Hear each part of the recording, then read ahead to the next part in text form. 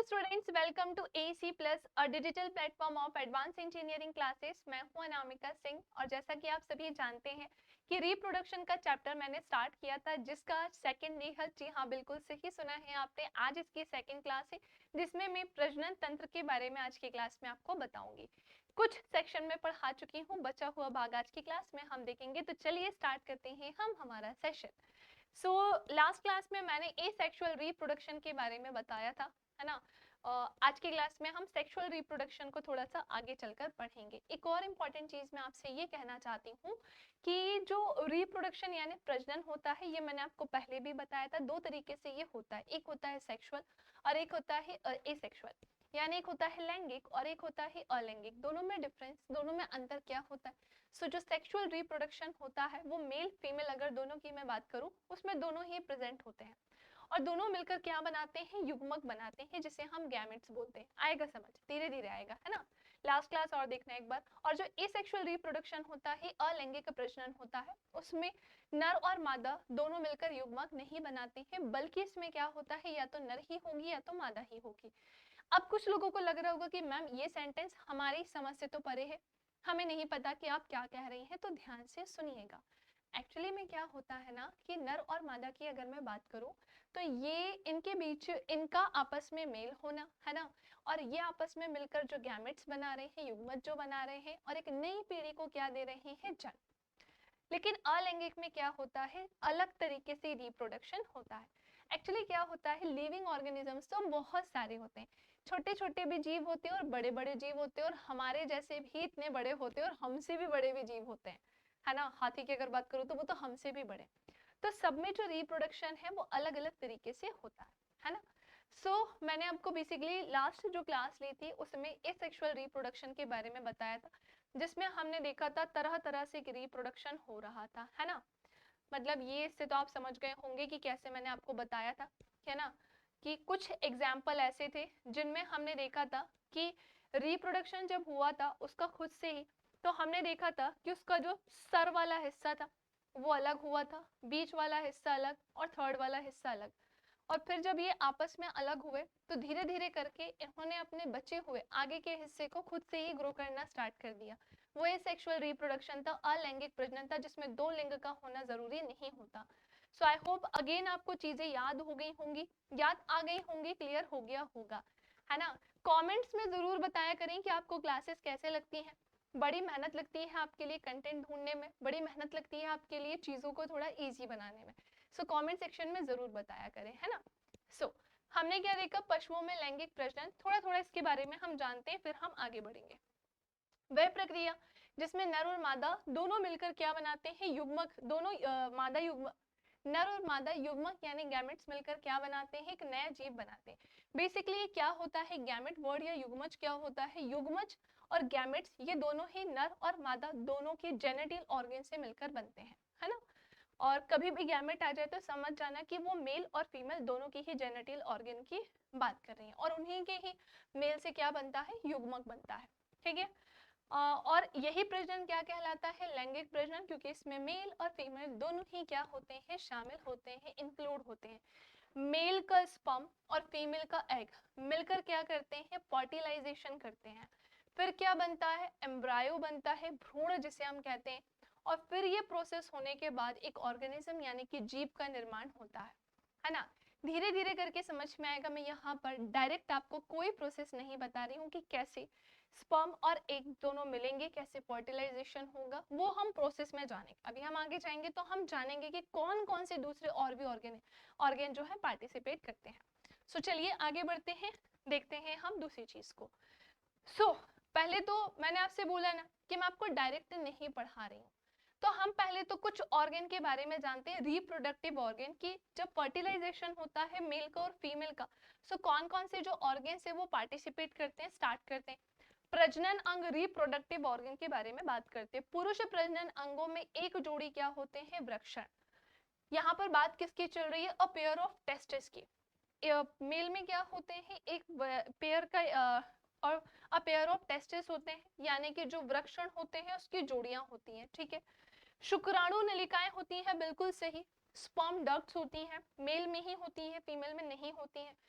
एक लिंग शामिल होता है ना, जिसे हम क्या बोलते हैं, पेनिस बोलते हैं।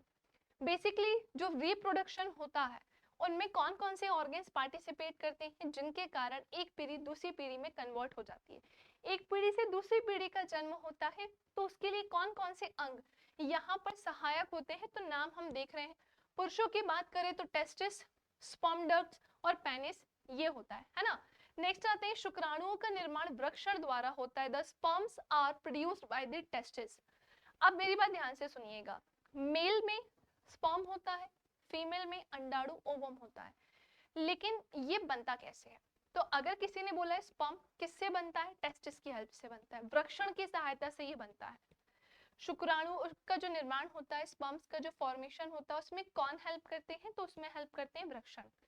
आई होप कि आपको चीजें समझ में आ रही हो, है ना। बहुत सोच समझ के इसलिए सेंटेंस का मैंने यहाँ यूज किया है, जो आपको समझ में आ जाए। जिनको बिल्कुल भी कुछ नॉलेज नहीं है उनको समझ में आ जाए, चाहे वो मेल हो चाहे वो फीमेल हो। शुक्राणु आकार में बहुत छोटे होते हैं, बिल्कुल सही कहा, है ना। शुक्राणु बहुत छोटे होते हैं, जिनमें एक सिर, बीज का टुकड़ा और एक पूंछ होती है। शुक्राणु की अगर मैं बात करूं तो एक सिर, बीज का टुकड़ा और सबसे अंत की अगर मैं बात करूं तो क्या होती है, पूंछ, है ना। ये कुछ ऐसे होते हैं और ये कुछ ऐसे होते हैं। क्लियर? ये क्या कहलाते हैं, स्पर्म, जिसमें क्या होता है भाई, आगे का हिस्सा ये सिर हो जाएगा, है ना। ये हिस्सा क्या हो जाएगा, सिर हो जाएगा। और क्या बोला है, बीज का एक टुकड़ा होगा ये, और सबसे अंत में एक पूंछ होती है, यही कहलाते हैं स्पर्म। महिला प्रजनन अंगों में अंडाशय होता है। महिला की अगर मैं बात करूं तो the sperms are the female reproductive organ comprise a pair of ovaries. महिलाओं में क्या होती है, ओवरीज होती है। डिंब वाहिनी जिसे हम ओविडक्ट्स कहते हैं। पुरुषों में क्या थी, तो पुरुषों में शुक्राणु नलिका थी, तो महिलाओं में क्या होगी, डिंब वाहिनी जिसे हम क्या कहेंगे, ओविडक्ट्स। और गर्भाशय की एक जोड़ी शामिल होती है, एंड द यूट्रस जिसे हम कहते हैं, वेरी वेरी वेरी इंपॉर्टेंट, जिसमें बच्चा ठहरता है, जिसमें जो बेबी है वो ठहरता है, तो वही हमारा ये यूट्रस कहलाता है, जिसे हम क्या कहते हैं, गर्भाशय। अंडे ओवा अंडाशय द्वारा निर्मित होते हैं। वेरी इंपॉर्टेंट कि महिलाओं में अंडों का होना बहुत इंपॉर्टेंट होता है, और वो अंडे किसकी हेल्प से जन्म लेते हैं, तो वो अंडाशय की हेल्प से जन्म लेते हैं। द एग्स यानी जो ओवा है, ओवा कहीं मिले तो एग्स के बारे में बात चल रही है, जो किसमें होते हैं, फीमेल्स में होते हैं, है ना। The eggs are produced by the ovaries. किससे प्रोड्यूस होते हैं, ये ओवरीज से प्रोड्यूस होते हैं, यानी अंडाशय के द्वारा निर्मित होते हैं। The development of the baby takes place in the uterus. जैसा कि मैंने आपको बताया कि गर्भाशय में ही बच्चे का जन्म होता है ना। बच्चा बनता है, जन्म होता है, सेंस कि वहीं पर वो थोड़ा थोड़ा बनता है, फिर पूरे 9 महीने में बनकर बच्चा तैयार हो जाता है। सो आई होप आपको ये वाला पूरा सेक्शन समझ में आ गया होगा कि पुरुषों में स्पर्म सीधे स्पर्म नहीं बनता है, किसकी हेल्प से स्पर्म बनते हैं, टेस्टिस की हेल्प से बनते हैं। महिलाओं में जो एग होते हैं, जो अंडे होते हैं, वो किसकी हेल्प से, अंडे, एग, ओवा, किसी की भी अगर मैं बात करूं तो वो किसकी हेल्प से बनते हैं, तो वो बनते हैं अंडाशय की सहायता से, ओवरीज की हेल्प से, है ना, ओवरीज की हेल्प से बनते हैं। और महिलाओं में गर्भाशय यूट्रस होता है, जहां बच्चे का जन्म होता है, बच्चा बनना शुरू करता है। डन। सो ये मैंने आपको क्या बताया, रिप्रोडक्टिव ऑर्गन्स बताए हैं। इसके पहले वाली क्लास में मैंने एसेक्सुअल रिप्रोडक्शन को बहुत अच्छे से एक्सप्लेन किया था। मैंने जितनी वहां पर चीजें थी हर एक वो चीज बताई थी। अब मैं सेक्सुअल रिप्रोडक्शन में आपको सबसे पहले रिप्रोडक्टिव ऑर्गन के बारे में पढ़ा रही हूँ। बिल्कुल उड़ा उड़ा के नहीं पढ़ा रही हूँ, मेरा शुरू से ही यही कॉन्सेप्ट रहता है कि किसी भी चीज को अगर मैंने शुरू किया है, अगर मैंने उसकी स्टार्टिंग करी है, तो मेरा क्लियर है कि मैं कभी उसको ना कम में खत्म नहीं करती हूँ। अगर आप किसी भी बुक से मिलाओगे तो मैं गारंटी देने को रेडी हूँ कि आपको हमेशा चीजें 2 या 3 गुना ज्यादा ही मिलने वाली है। बहुत बड़ी बात होती है अगर कोई टीचर ऐसा बोले। नॉलेज के बेस में भी मैं आपको बताऊं, बीच बीच में बहुत सारी बातें मैं आपको बताती रहती हूँ जो पता होनी चाहिए।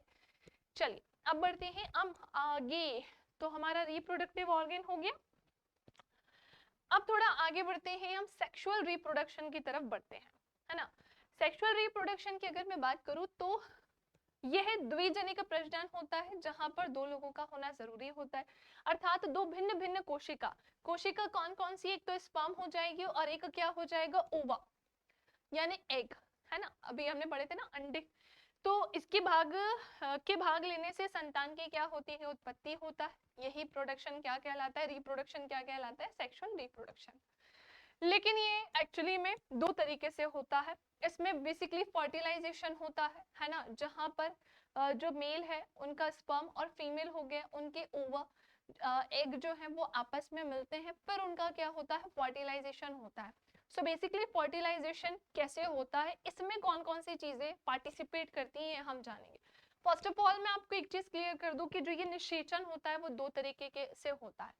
एक होता है एक्सटर्नल फर्टिलाइजेशन और एक होता है इंटरनल फर्टिलाइजेशन। सबसे पहले तो यही हम समझते हैं।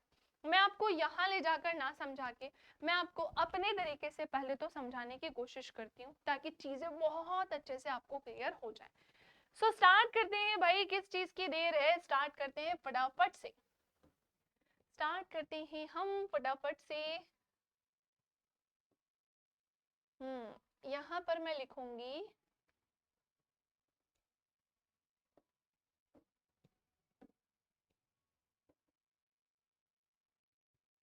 तो चलिए स्टार्ट करते हैं हम।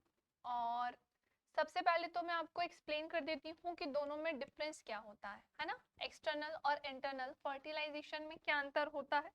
क्योंकि कुछ हमें डाउट होते हैं कि मैम ये फर्टिलाइजेशन, ये निषेचन शरीर के बाहर कैसे हो सकता है। बिल्कुल हो सकता है, क्योंकि अलग अलग तरीके के जीव होते हैं।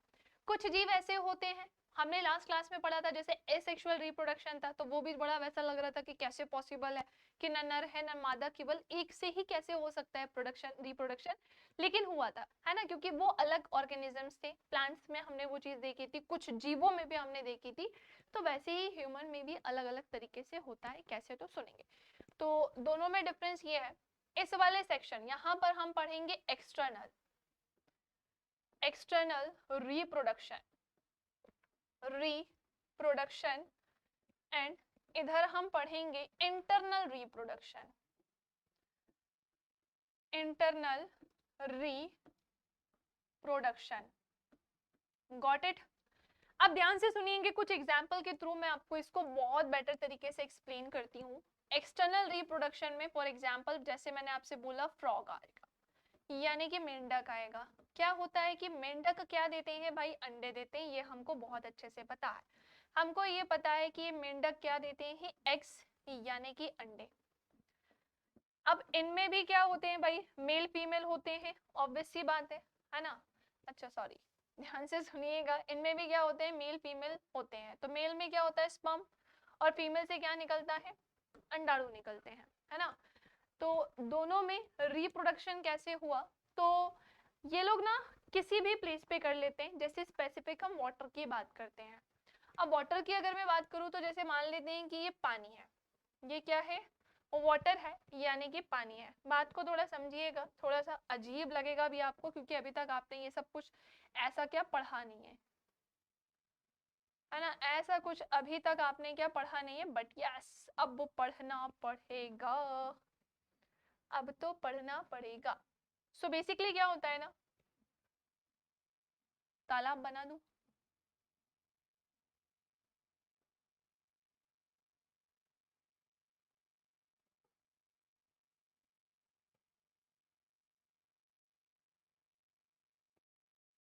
हाँ जी, तो ध्यान से सुनिएगा। अब जो मेंढक है उसके जो अंडाणु है, उसके जो अंडाणु है, तो मेंढक की अगर मैं बात करूं तो मेंढक के जो स्पर्म है वो इसमें आ जाएंगे, है ना। और अगर कोई मादा होगी तो उसके क्या आ जाएंगे, अंडाणु आ जाएंगे इसमें। और जब ये आपस में मिलेंगे तो इनका क्या होगा, फर्टिलाइजेशन होगा यहाँ पर। फिर इनका आपस में क्या होगा भाई, फर्टिलाइजेशन होगा। क्या बात समझ में आई यहाँ पर। अब आप कहेंगे कि ये चीजें एक्चुअल में होती हैं, डेफिनेटली होती हैं। और ये एक्सटर्नल फर्टिलाइजेशन क्यों है, क्योंकि यहाँ पर टेम्परेचर भी बहुत इंपॉर्टेंट होता है, ये भी मैं आपको क्लियर कर दूं। यहाँ पर क्या और इम्पॉर्टेंट होता है, तो यस टेम्परेचर भी बहुत ही ज्यादा इम्पॉर्टेंट होता है। लेकिन अब आप कहेंगे कि मैम टेम्परेचर कैसे इंपॉर्टेंट होता है। बेसिकली क्या होता है ना कि जो अंडे जैसे फ्रॉग है, अगर टेम्परेचर इंपॉर्टेंट नहीं होगा या दूसरी चीजें इंपॉर्टेंट नहीं होगी तो भाई ये करोड़ों की संख्या में अंडे देते हैं, है ना। और ये जब इनके अंडाणु और स्पर्म आपस में मिलेंगे फिर क्या होगा, फिर ये तो बहुत अधिक संख्या में हो जाएंगे। इसलिए ना ये कुछ ऐसी चीजों पर निर्भर करते हैं, हमारे वातावरण पर निर्भर करते हैं, जिसके कारण क्या होता है, निषेचन में कई बार प्रॉब्लम आती है। फॉर एग्जाम्पल अब ये इतने सारे यहाँ पर ये आपस में मिले, फर्टिलाइजेशन हुआ तो बहुत सारे अंडे यहाँ पर बन जाएंगे, जिसके कारण क्या होगा, मेंढक जन्म लेंगे।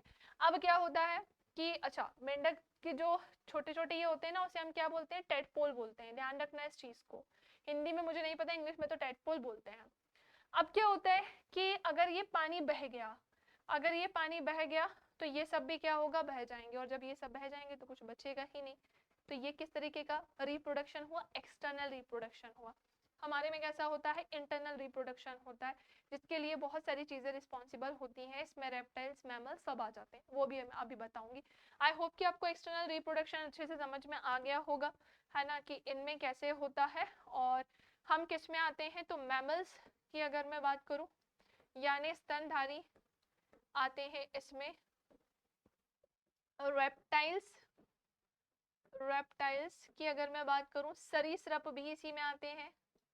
रेप्टाइल्स यानी सरीसृप भी इसी में आते हैं, है ना, सारे इसमें आते हैं। अब हम एक एक करके चीजों को समझते हैं। सबसे पहली चीज तो मैं आती हूँ एक्सटर्नल फर्टिलाइजेशन की ही तरफ। क्या होता है, जब निषेचन की क्रिया शरीर से बाहर किसी माध्यम में होती है तब उसे बाह्य निषेचन कहते हैं, बिल्कुल सही। When fertilisation take place outside the body called as external fertilisation. For example amphibian, उभयचर, इसमें भी क्या, फ्रॉग, इसमें भी क्या, फ्रॉग यानी कि मेंढक, इसमें भी क्या, फ्रॉग यानी कि मेंढक, जो कि मैंने आपको बताया कैसे होगा, वो मैंने आपको पूरा एक्सप्लेन किया है, अभी आपको बताया है। नेक्स्ट आते हैं उसके बाद internal fertilization. When fertilisation take place inside the body called as external fertilization. Example reptiles आ जाएंगे, बर्ड्स आ जाएंगे, मैमल्स आ जाएंगे, यानी सरीसृप आ जाएंगे। पक्षी में भी इंटरनल रिप्रोडक्शन ही या मैं कहूँ फर्टिलाइजेशन ही होता है, और स्तनधारी में भी इंटरनल ही होता है। हम सब स्तनधारी में आते हैं, ठीक है। अब क्या होता है, ये फर्टिलाइजेशन की अगर मैं बात करूं तो इनमें कुछ चीजें बहुत इंपॉर्टेंट होती हैं, है ना। पहले तो अच्छे से देख लो कि ये इंटरनल एक्सटर्नल की अगर मैं बात करूं तो आपको इंटरनल एक्सटर्नल तो बाहर अच्छे से समझ में आ गया होगा। थोड़ा सा हम इंटरनल के बारे में बात करते हैं, है ना।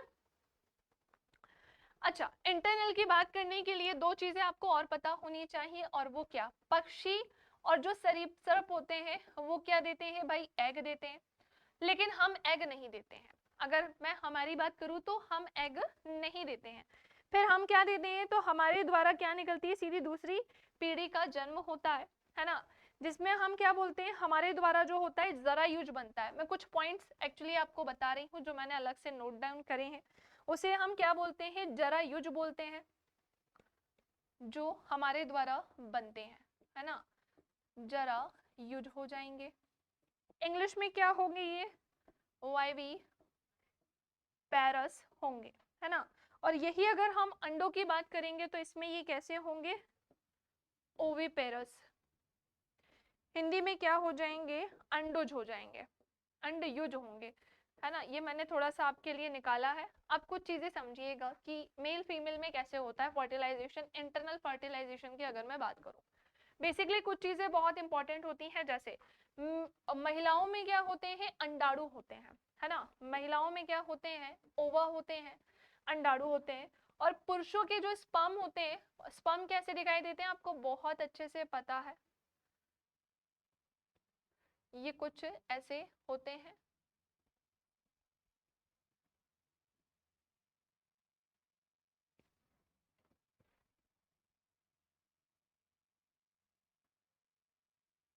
ये ऐसे, फिर इसकी क्या होती है, पुच्छी होती है, पूंछ होती है ना। लेकिन ध्यान रखिएगा, जो स्पर्म होते हैं वो बहुत अधिक संख्या में होते हैं। मैं कुछ इसको ऐसे बना रही हूँ, प्लीज समझ जाना। ये कैसे होते हैं, बहुत अधिक संख्या में इससे टकराते हैं, है ना, है ना। ये किससे टकराते हैं, ओवा से टकराते हैं, बहुत अधिक संख्या में होते हैं। और आपको एक बात पता है, जब ये इससे टकराएंगे ना तो इसका जो आगे का हिस्सा होगा वो टूट जाएगा। इससे जो आगे का हिस्सा होगा जब वो इससे टकराएगा तो वो क्या हो जाएगा भाई, टूट जाएगा। और केवल पता है क्या बचेगा, केवल ये बचेगा, ये अंदर चला जाएगा। ये हिस्सा कहाँ चला गया, अंदर, और बाहर केवल ये पुच्छी पुच्छी निकल कर रह जाती है, पुच्छी ही रह जाएगी। और एक जो स्पर्म होगा वो सबसे तेजी से जाकर इतना तेजी से आएगा कि वो आपस में इससे मिल जाएगा, फिर ये आपस में मिलकर क्या करेंगे, निषेचन यानी फर्टिलाइजेशन।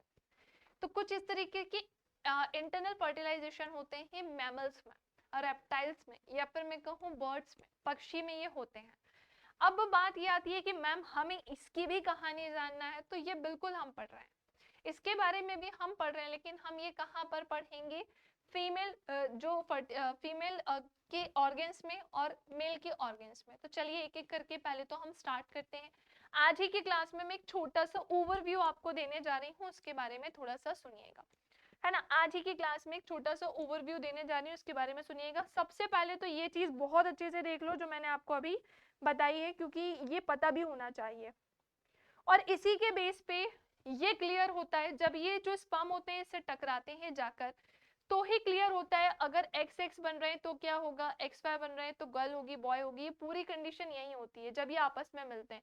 अब जब ये आपस में मिलेंगे तो ही समझ में आता है कि अंदर एक्स एक्स है, एक्स वाई है, क्या है ना। उसके आधार पर ये उसी समय निश्चित हो जाता है, हमें पता नहीं चलता है, लेकिन ये लड़का या लड़की तभी वहीं पर बन जाते हैं। जो बोलते हैं ना लड़का लड़की कैसे बनते हैं, वो इसी के बेस पर बनते हैं। ओके, चलिए अब आते हैं सबसे लास्ट में, फीमेल रिप्रोडक्टिव सिस्टम को हम पढ़ना थोड़ा सा स्टार्ट करते हैं। सो फीमेल रिप्रोडक्टिव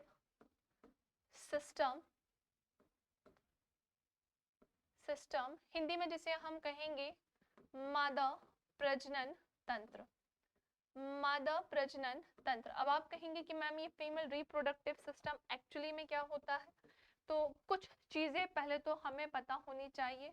पहले इसे देखो, मुझे पता है आप इसे नहीं बना पाओगे, मैं अलग से यहाँ साइड में बना के बता रही हूँ, बट पहले डायग्राम से ये समझो कि कौन कौन सी चीजें इसके लिए इंपॉर्टेंट होती हैं। ये कुछ पार्ट्स हैं जो फीमेल के हैं, है ना, जो फर्टिलाइजेशन जब होता है, इन सब चीजों का होना बहुत इंपॉर्टेंट होगा। आपकी ये वाले सेक्शन ये क्या कहलाती है, ओवरी कहलाती है ना। ये फेलोपियन ट्यूब होती है जो कि कितनी होनी चाहिए, 2 होनी चाहिए, और ये ओवरी इधर भी होनी चाहिए, इधर भी होनी चाहिए। ये वाला जो सेक्शन होता है ये यूट्रस कहलाता है, ये वाला सेक्शन जो है वो वजाइना कहलाता है।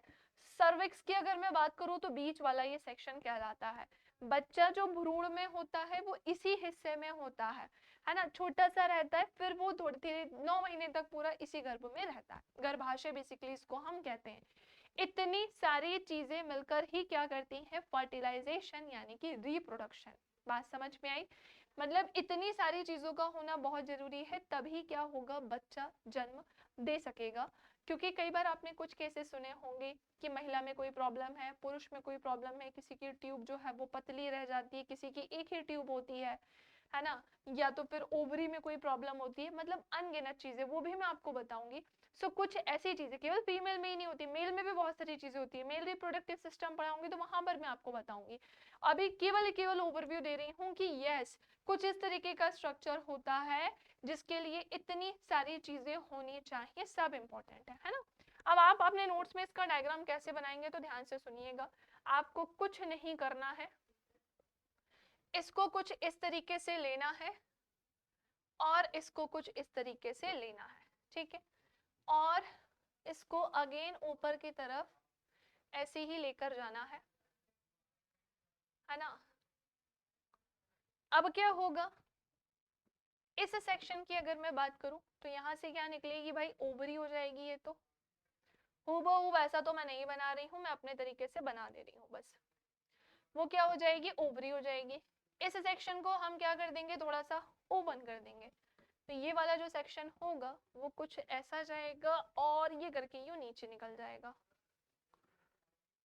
ओके, अब क्या होता है ना कि इस सेक्शन में अंदर की साइड ये ऐसा और ये ऐसा, चलो सुनो, ये हमारा क्या होगा, तो ये होगा हमारा यूट्रस, हिंदी में जिसे हम क्या कहेंगे, गर्भाशय, है ना। हिंदी में जिसे हम क्या कहेंगे, तो हिंदी में ये कहलाता है गर्भाशय। इस वाले सेक्शन की अगर मैं बात करूं तो ये क्या कहलाती है, ओवरी। ये वाले सेक्शन की अगर मैं बात करूं तो ये होती है सर्विक्स। सबसे नीचे वाला जो ये सेक्शन है ना, थोड़ा सा ये ऐसा बनाना, और इसे हम क्या बोलते हैं, तो ये है वजाइना। सब पढ़ेंगे है ना हम आगे चल के। मैं आज की क्लास में केवल आपको ये नाम बता रही हूँ। ये ओवरी है, ऊपर वाली कौन सी ट्यूब होगी, तो फैलोपियन ट्यूब होगी, जो कि 2 होती है, लेफ्ट राइट दोनों ही साइड होती है। डन। बिल्कुल मिलता जुलता नहीं बनाना है, आपको ही समझाने के लिए जस्ट मैंने ऐसा बनाया है। बाकी इसके आगे कुछ भी नहीं, क्योंकि सर के ऊपर से भी नहीं निकालना है। कुछ चीजें अब मैं आपको बता रही हूँ, जब मैं धीरे धीरे आपको ये एक्सप्लेन करूंगी तो बीच में हम आईवीएफ भी जानेंगे, टेस्ट ट्यूब बेबी कैसे होता है वो भी हम जानेंगे। हर एक चीज इंपॉर्टेंट है। मैंने आपसे कहा ना कि अगर मैं बायो फिजिक्स केमिस्ट्री कुछ भी पढ़ा रही हूँ तो मेरे हाथ में जितना होगा मैं बहुत अच्छे से चीजें बताऊंगी। निश्चिंत रहना है, निश्चिंत रहना है, हर एक चीज अच्छे से क्लियर होगी, है ना। ये चीज का ध्यान रखना कि इतनी सारी चीजें रहेंगी। और हम यहाँ पर क्या पढ़ रहे हैं, तो ये तो मैंने आपको बता दिया कि इंटरनल और एक्सटर्नल फर्टिलाइजेशन कैसे होता है। अब हम इंटरनल फर्टिलाइजेशन में हमें जैसे पता है कि मेल फीमेल दोनों के ही कुछ अंग होते हैं ऐसे जो बहुत इंपॉर्टेंट होते हैं, उनकी कोशिकाएं होती हैं जिनके मिलने से फर्टिलाइजेशन होता है। बट ये फर्टिलाइजेशन जो हो रहा है, तो बच्चा एक्चुअली में जन्म कैसे ले रहा है वो पूरा हम यहाँ पर जानेंगे। मेल फीमेल दोनों के रिप्रोडक्टिव सिस्टम अब हमें यहाँ से पढ़ना होंगे, जो कि मैं नेक्स्ट क्लास में पढ़ाऊंगी। आई होप आपको आज का सेशन बहुत ही अच्छे से क्लियर हो गया होगा। मिलेंगे हम नेक्स्ट क्लास में इसकी आगे की कहानी के साथ। आई होप सारी चीजें आपको क्लियर हो। चलिए रिवाइज करके आना नेक्स्ट क्लास में। अगर आप एसएससी जेई की तैयारी कर रहे हैं तो आप हमारे सार्थक बैच को ज्वाइन कर सकते हैं। अगर आप स्टेट एजी एग्जाम की तैयारी कर रहे हैं तो आप हमारे विजय बैच को ज्वाइन कर सकते हैं। इसके अलावा अगर आप नॉन टेक्निकल में सिंगल सब्जेक्ट पढ़ना चाहते हैं तो आप सिंगल सब्जेक्ट भी ज्वाइन कर सकते हैं। साथ ही साथ आप हमारे टेस्ट सीरीज भी ज्वाइन कर सकते हैं अगर आप अपनी प्रिपरेशन को बूस्ट करना चाहते हैं तो। एंड वेरी इंपॉर्टेंट, आप सभी को बड़ी कंफ्यूजन होती है कि मैम पीडीएफ कहाँ से मिलेगी, तो टेलीग्राम चैनल पे जाना है ना। टेलीग्राम चैनल का नाम है एसी प्लस ऐप, है ना, एंड वाईटी डिस्कशन चैनल। इस पे आप जाएंगे तो आपको अभी तक की जितनी भी क्लासेस है सबकी पीडीएफ मिल जाएंगी। सो आज के लिए इतना ही, मिलेंगे नेक्स्ट क्लास में, तब तक के लिए जय हिंद जय भारत।